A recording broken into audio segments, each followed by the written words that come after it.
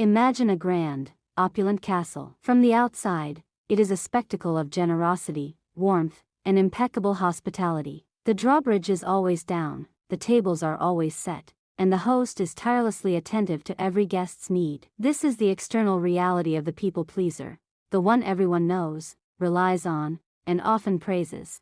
But venture inside, into the private chambers of this castle, and you will find a different scene. The rooms are barren, the hearth is cold, and the keeper is exhausted, surviving on crumbs of validation, haunted by the silent dread that at any moment, the guests might leave, and the castle will be revealed for what it feels like, an empty, echoing structure.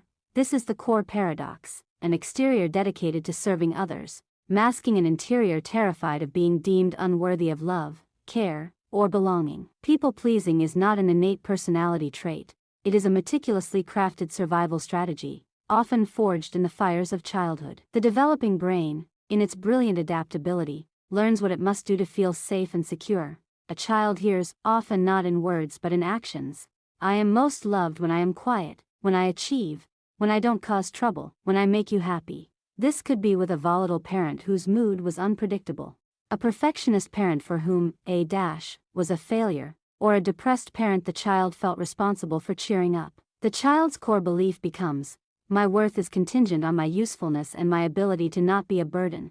In homes with high conflict, addiction, or anxiety, the child becomes a hypervigilant radar dish, constantly scanning the emotional weather. They learn to preempt anger, soothe sadness, and manage the emotions of the adults around them. Their own feelings, anger, sadness, need, become dangerous liabilities, things to be suppressed lest they trigger a storm. In more severe cases, people-pleasing is a fawn response, one of the 4 primary trauma responses: fight, flight, freeze, fawn. The fawn response is the instinct to placate and appease a threat to ensure safety. It is a brilliant, life-preserving adaptation where the child learns, "If I can make this powerful person happy, they will not hurt me."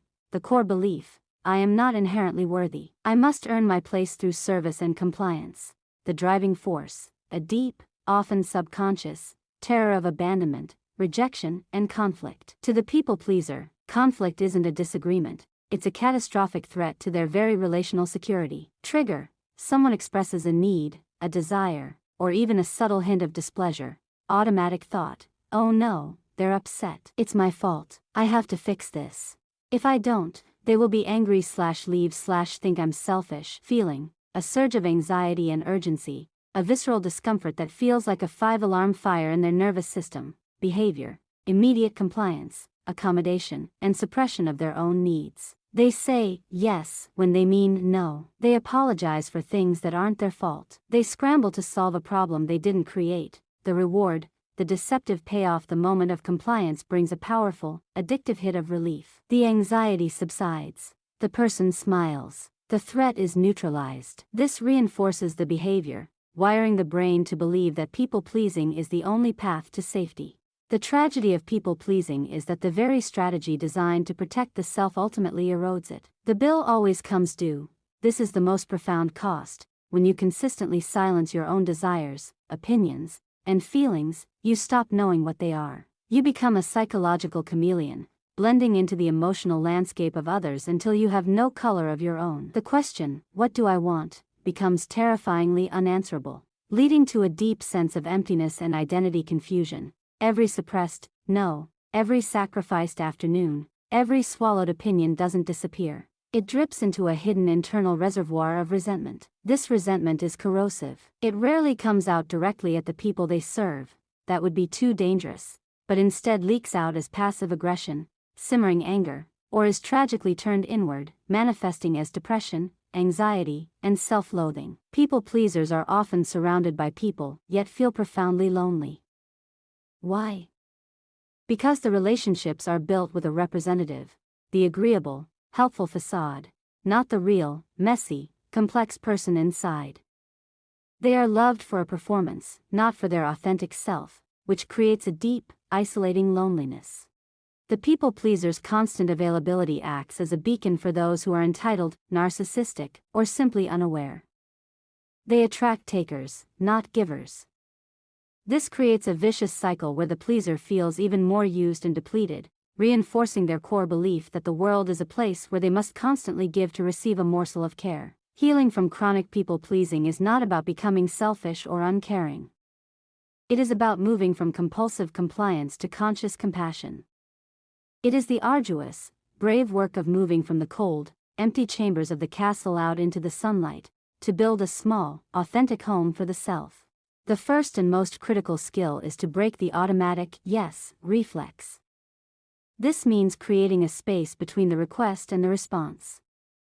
A simple, "let me check my calendar and get back to you," or "I need to think about that," becomes a revolutionary act. In that pause, the real self has a chance to speak. Saying no for the first time will feel terrifying.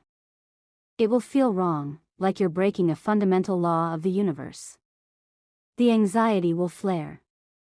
The key is not to avoid this feeling, but to sit with it, breathe through it, and survive it. To learn, through repeated experience, that the catastrophic rejection you fear rarely happens. And if it does, it reveals that the relationship was built on your compliance, not on mutual respect. The people-pleaser's greatest insult is to be called selfish. Healing requires a radical redefinition. Self-care is not selfish, it is stewardship. You cannot pour from an empty cup. Tending to your own needs, setting boundaries, and honoring your limits is what allows you to show up for others from a place of genuine abundance, not resentful depletion. Boundaries are not walls to keep people out, they are the gates and fences that define where you end and another begins. They are a profound act of self-respect and clarity. A boundary sounds like, "I'd love to help, but I don't have the capacity to take that on right now. I understand you're upset, but I can't engage in a conversation where I'm being yelled at. I value your opinion, but this is a decision I need to make for myself." The journey out of people-pleasing is one of the most courageous a person can undertake. It is a move from a life of reaction to a life of intention. The person on the other side is not cold or unkind. In fact, they are capable of a deeper, more powerful form of love. Their yes becomes sacred, because it is genuine. Their help becomes a true gift, because it is given freely, not extracted from obligation. Their presence becomes authentic, because you are finally meeting the real person. In all their glorious, imperfect, and wholly worthy humanity, they have learned the most liberating truth of all: you cannot earn a worth that you were born with. And in claiming that inherent worth, they don't lose the love of others, they finally become capable of receiving it.